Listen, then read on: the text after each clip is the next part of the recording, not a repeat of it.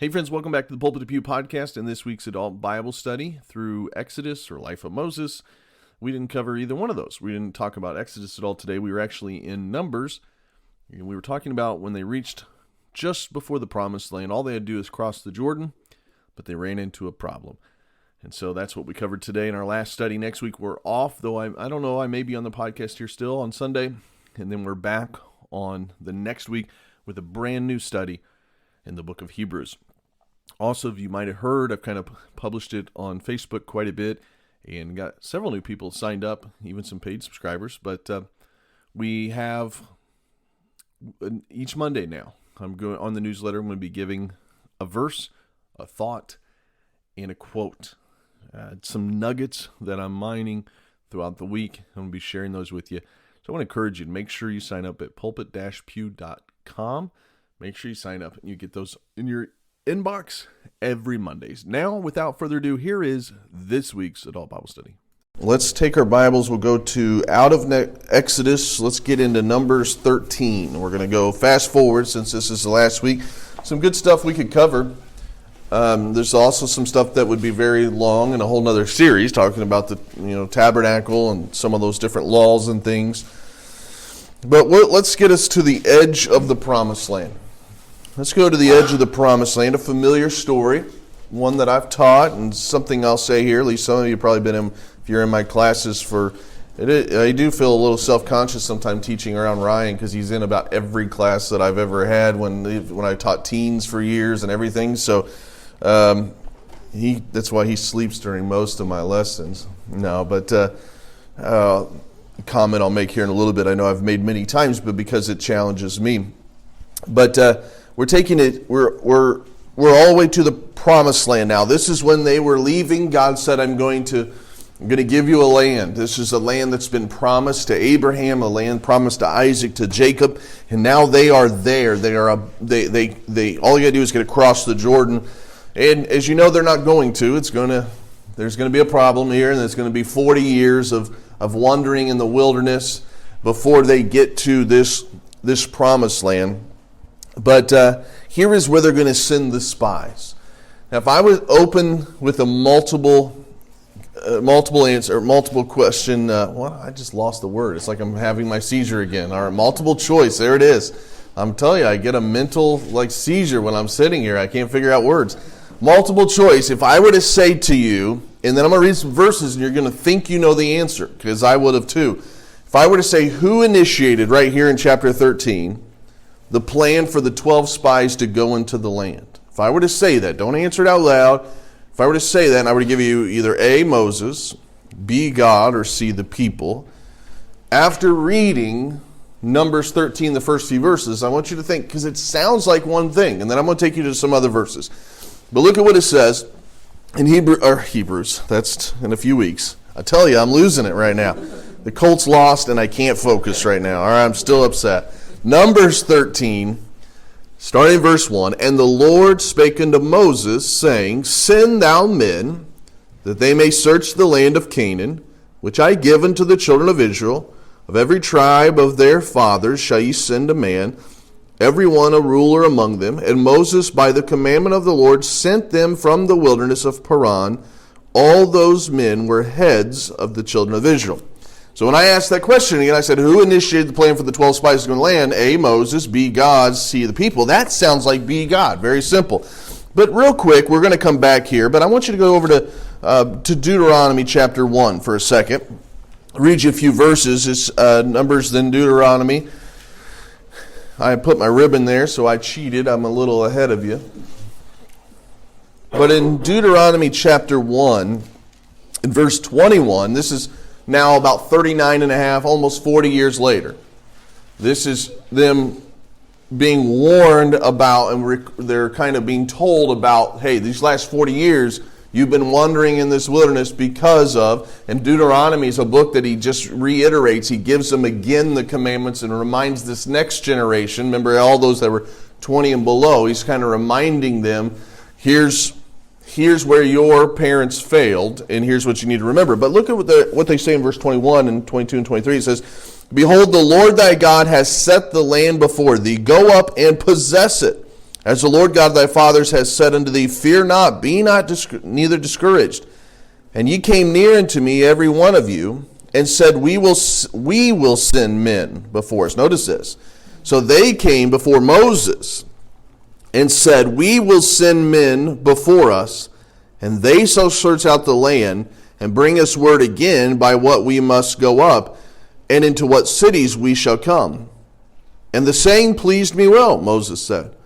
And I took 12 men of you, one of a tribe, and they turned and went up into the mountain and came to the valley of Escatol and searched it out. So notice who initiated the plan for the 12 spies. It seems to indicate in Deuteronomy that the people, before going into this land, were saying to Moses, hey, we need to go check out this land first before we go. God has already promised it to us. God has already told us to go get it.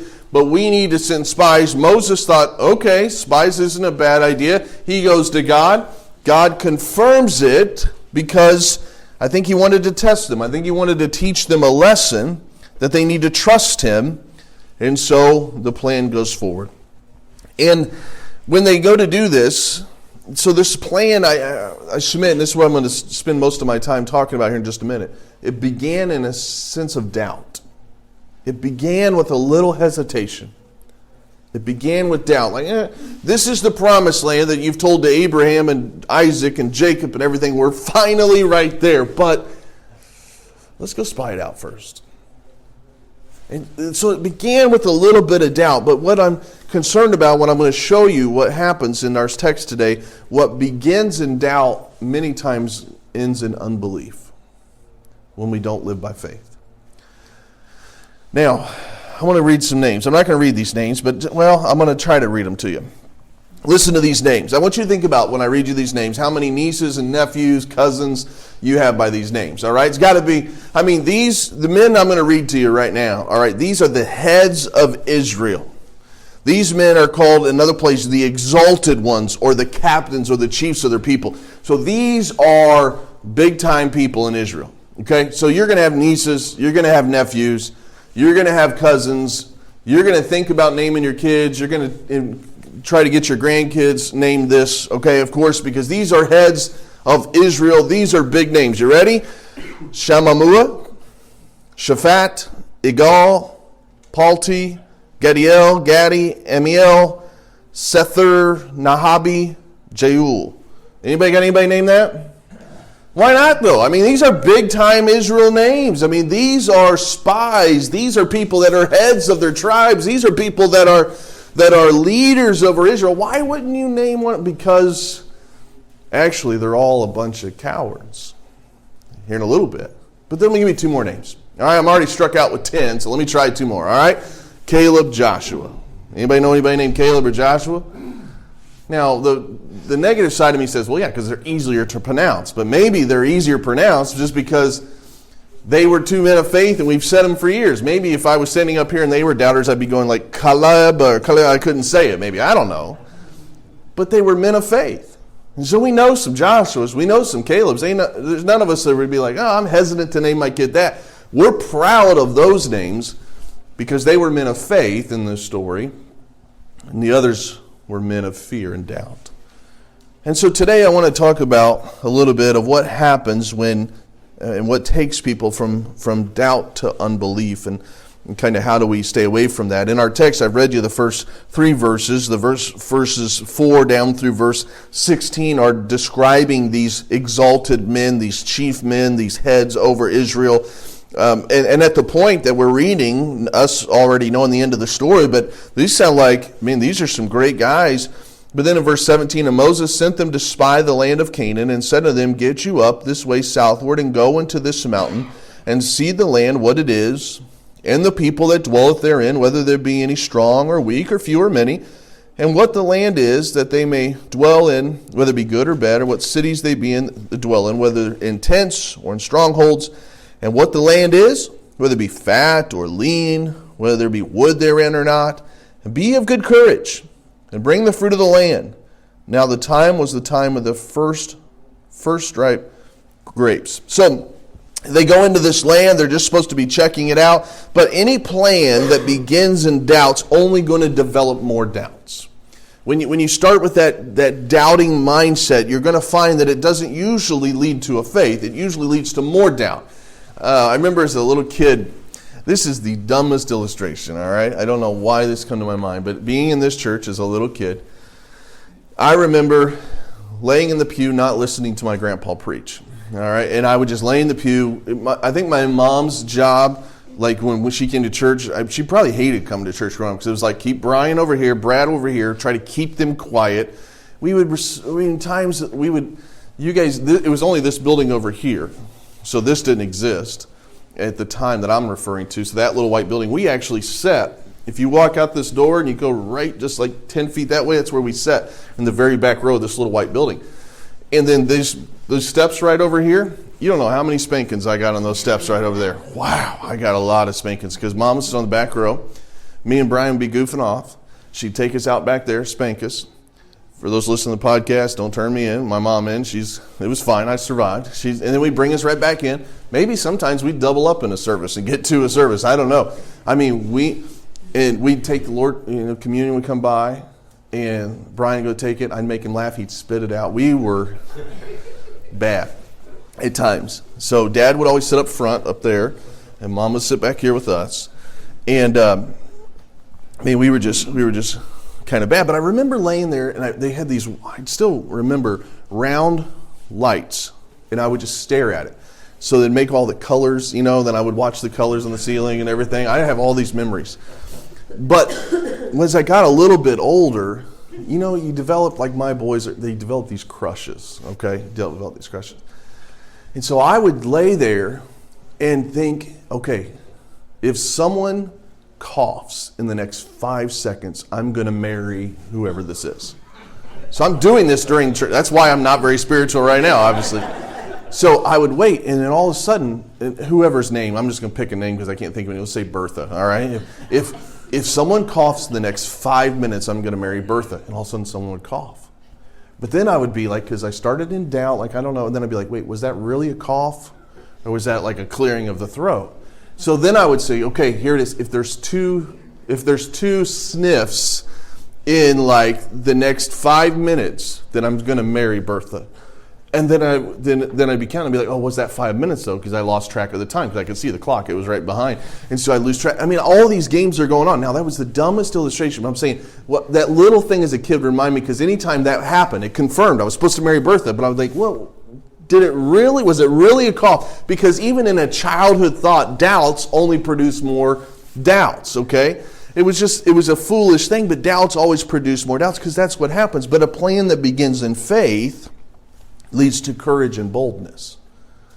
And so what I want to challenge us with today is this idea of doubt. Anybody's saying, we're sitting here in Sunday school. We're not people who doubt. Well, sometimes we are. There are times when even you would be surprised at some of those that sometimes come up with questions that are just doubting, just discouraged. And oftentimes when it comes when we go through the greatest of trials. We go through a big loss or go through something unexpected, and then all of a sudden we begin to doubt God. And we feed the doubts instead of feed our faith. And that's what I want to talk a little bit about today, is feeding our faith. But first of all, we got to face our doubts. So these men, I'm going to get into this text here in just a second, but I want to dive out of it for just a minute.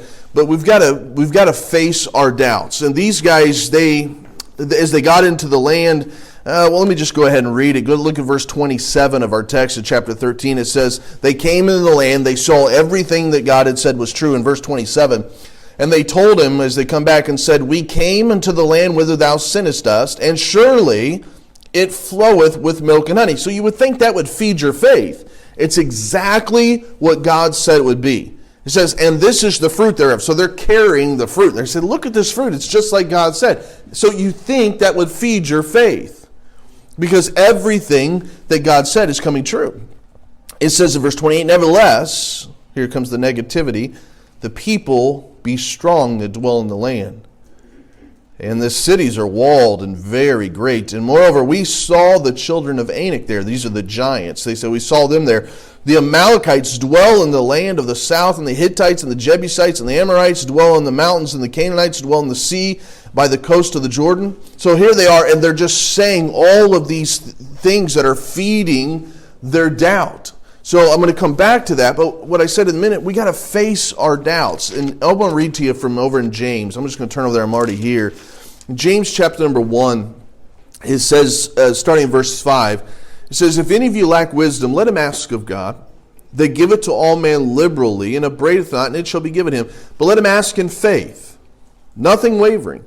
For he that wavereth is like a wave of the sea, driven with the wind and tossed. For let not that man think that he shall receive anything of the Lord. A double-minded man is unstable in all of his ways." I think these verses teach us, and the problem that these Israelites had, is we have to face our doubts. What do you mean by face it? It means we have to have this showdown with our doubts. Just say, you know what? This is what I am struggling with right now. And be willing to ask for help. We can be such a prideful people sometimes. We'll be struggling with something, we refuse to ask for help. Now, by ask for help, I mean several things. The text that I just went to in James means ask of God. He said, if you lack something, which in this case was wisdom, he said, ask of God, who giveth to all men liberally. Means he's not going to withhold. God wants to give what we ask, and he says he upbraideth not. The word upbraideth means he's not going to rebuke you. He's not going to come at you harsh for asking of something, maybe like your kids the 10th time they ask for candy in the store. We come a little bit more with some more upbraiding, that if we wanted to use that old English term, that 10th time. Not God. God says, go ahead, bring me all of your concerns. If it's a lack of wisdom, bring that to me.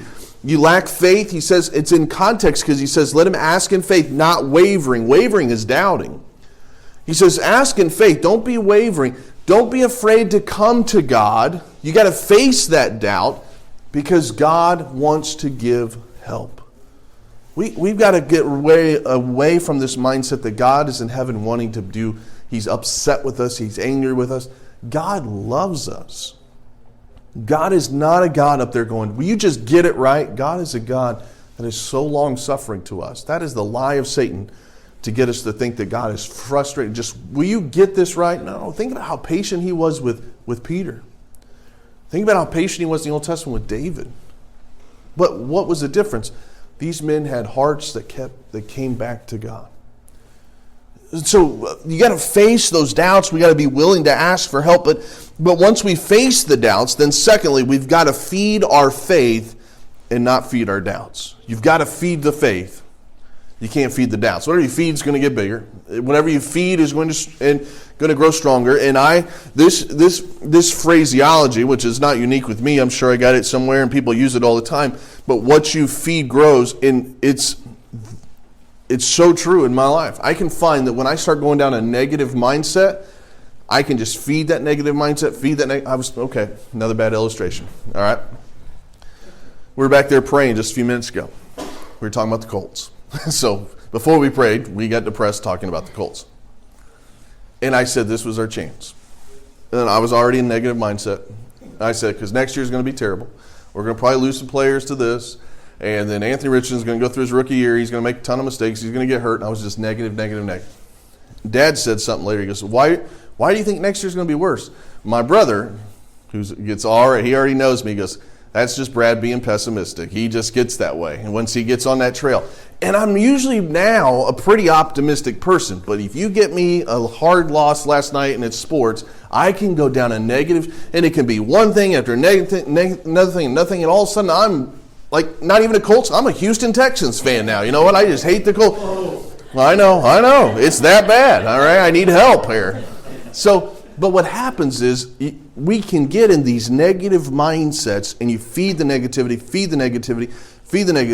I was criticizing Indiana last night to my brother watching. I'm like, they'll blow it at the end. They're terrible. They lost to Nebraska. I get so negative when it comes to sports. So what happens? We got to face that doubt. We can't feed the doubt. We can't feed that. That's what they did. Because in the text that I read to you already, remember when they started coming, they started saying everything that God, hey, here's the fruit. Go ahead and feed that then. Go ahead and compound on that and say, you know what, the fruit is just what God said. If God said this about the fruit and this is true, then God's also going to help us win the battle like he said. Feed that. But he didn't. He said, this is the fruit. Okay, good. But then what did they do? They immediately went negative. But, nevertheless, the enemies are strong. So now which way are we going to go? Are we going to go with the fruit and the positive, or are we going to go with the strong enemy negative? And they went with the strong enemy negative. So everybody's listening because they all gathered around. I mean, you got these 12 spies that have just been viewing this land that God's promised. And you're listening to these people. They're the heads, they're the chief. They're all listening, saying, what are they going to say? What are they going to say?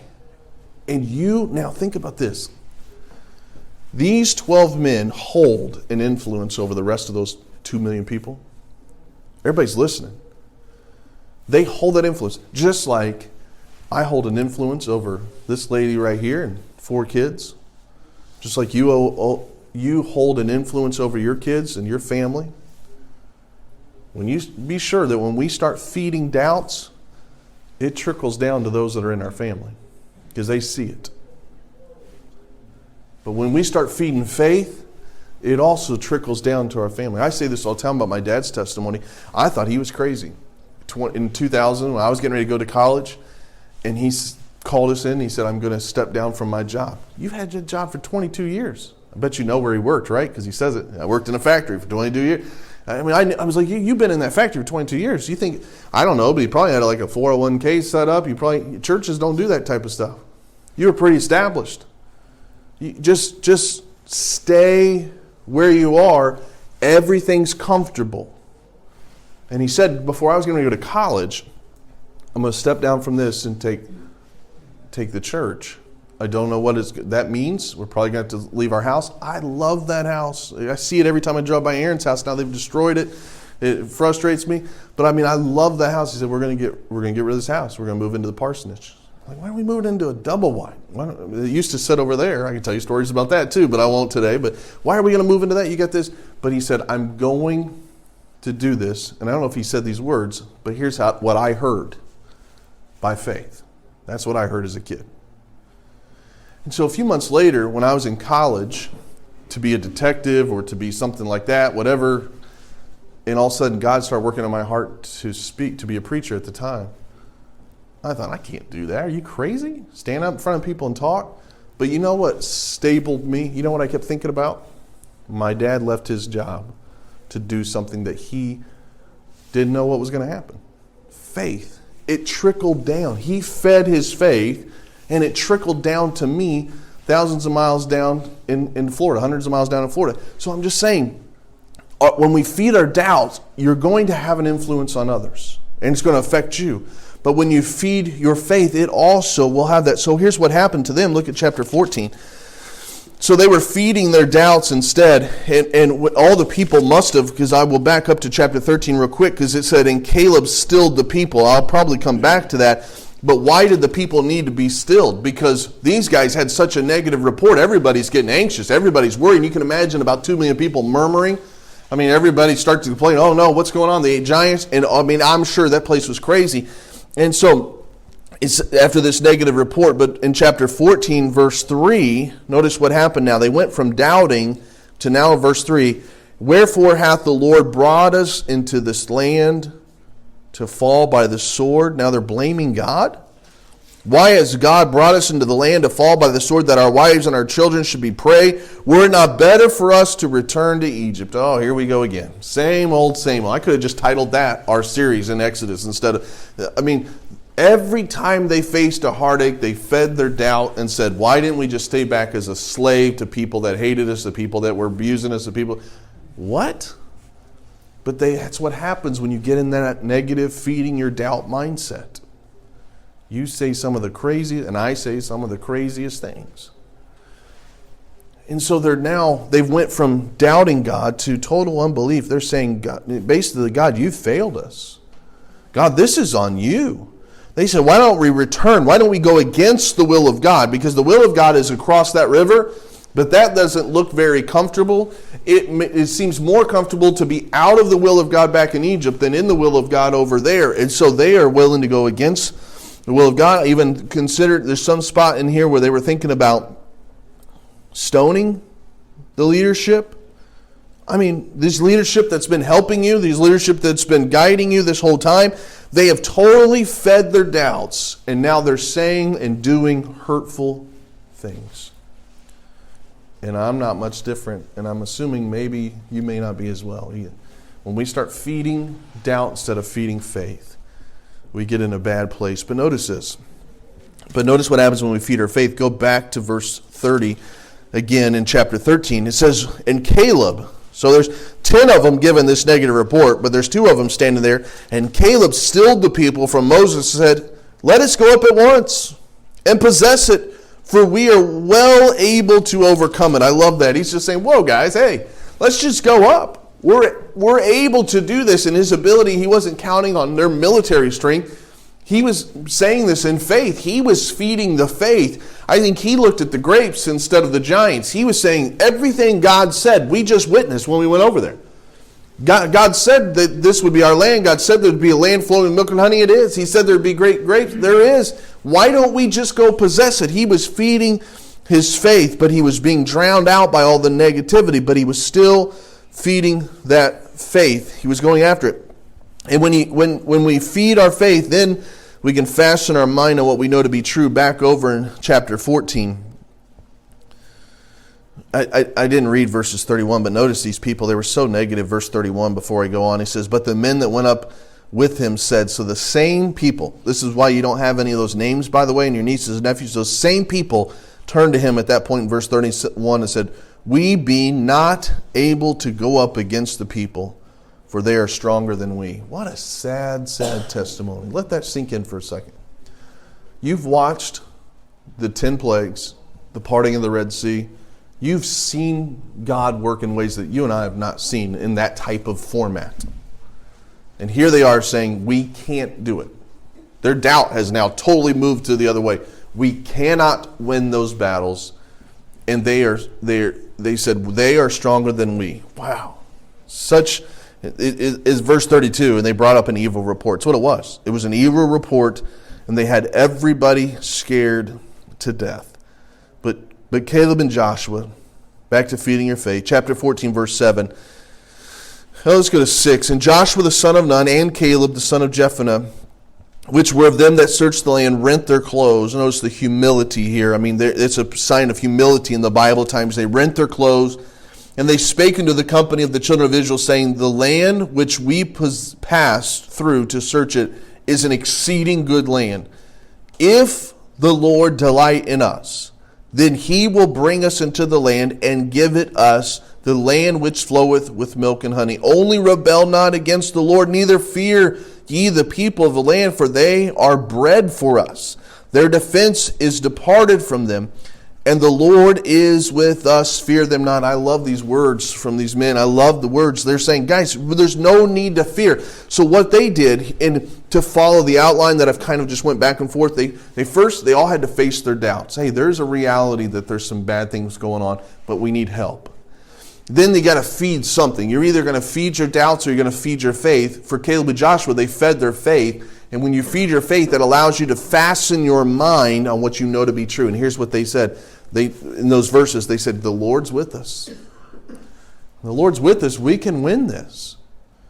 But what happens is when you don't feed your faith, you fasten your mind on what you assume could happen in your doubts.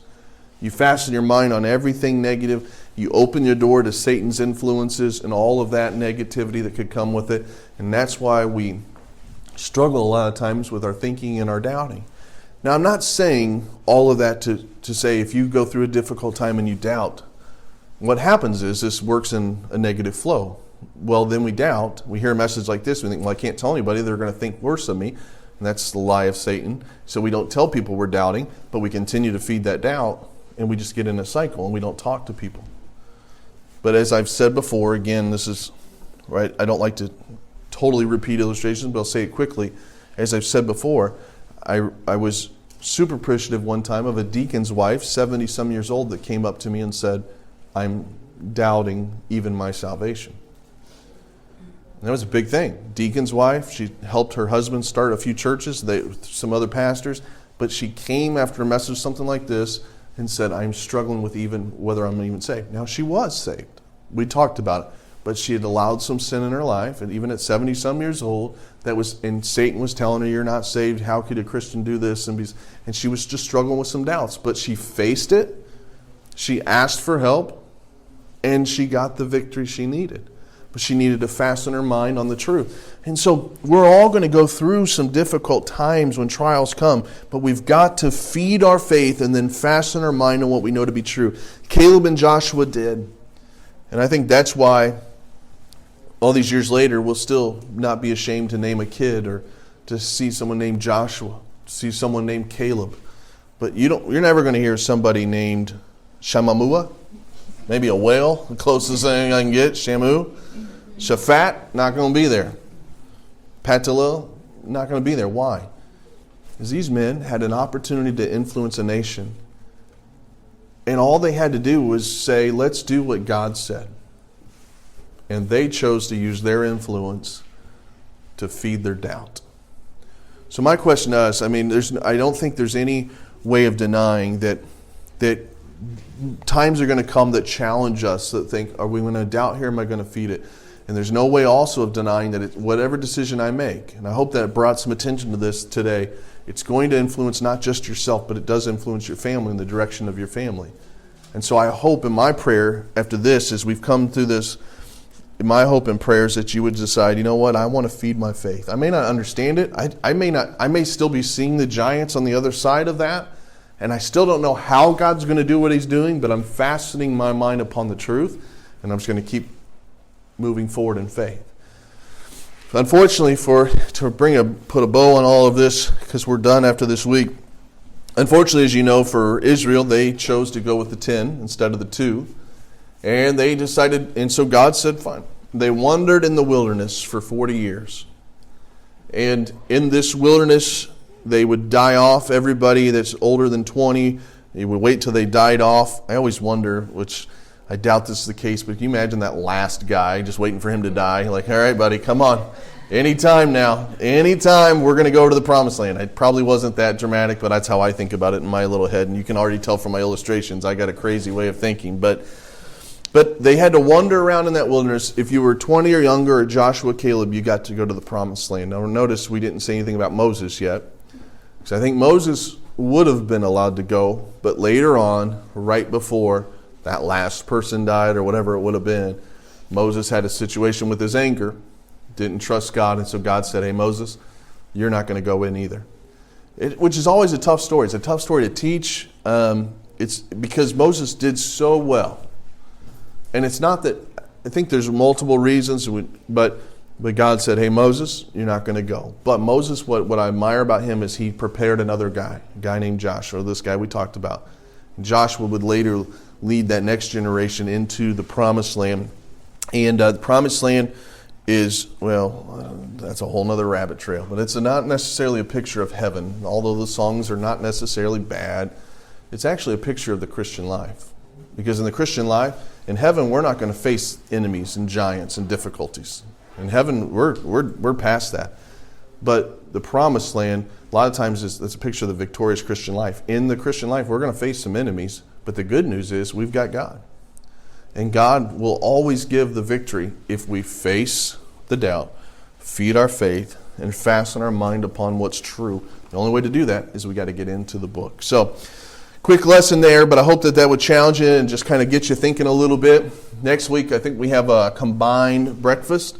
And then after that, we will be back in here. You can go to whichever classroom you want.